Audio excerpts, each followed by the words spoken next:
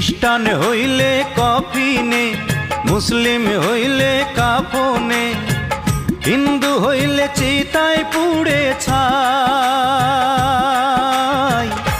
ও মানব গৌরব করার নাই রে কিছু নাই, ও মানব গৌরব করার নাই রে কিছু নাই।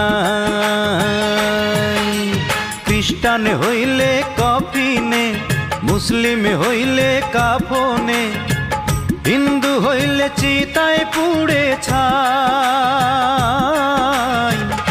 ও মানব গৌরব করার নাই রে কিছু নাই, ও মানব দুই দিনের এই দুনিয়াতে গৌরব করার নাই রে কিছু নাই।